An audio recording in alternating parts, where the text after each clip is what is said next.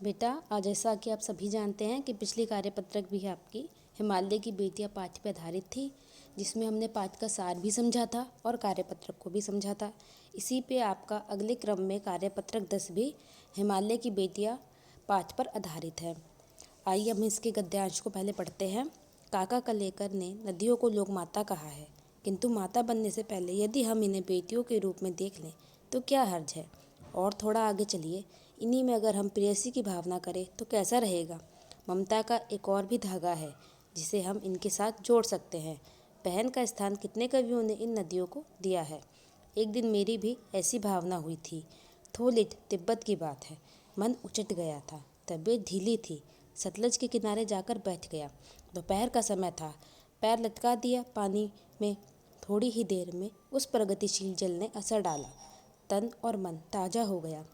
इस गद्यांश में लेखक ने बताया है कि जो काका कलेकर थे उन्होंने नदियों को लोक माता कहा था, लेकिन हम सिर्फ इस नदियों को लोक माता के रूप में ही नहीं और भी रूप में देख सकते हैं, जैसे बेटी के रूप में, प्रेयसी के रूप में और बहन के रूप में।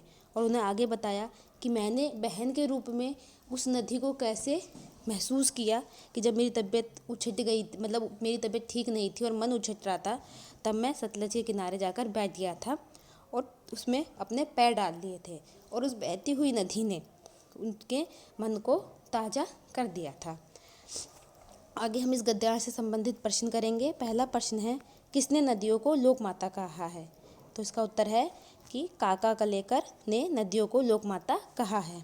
प्रश्न नंबर 2 है, माता से पहले लेखक नदियों को किन किन रूपों में देखता है। तो लेखक किन किन रूपों में देखता है, माता बनने से पहले यदि हम इन्हें बेटियों के रूप में देख ले, है ना। और बेटी के अलावा उन्होंने क्या बताया, प्रेयसी और बहन।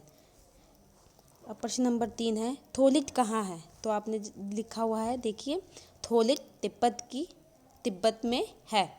उत्तर होगा थोलिट तिब्बत में है।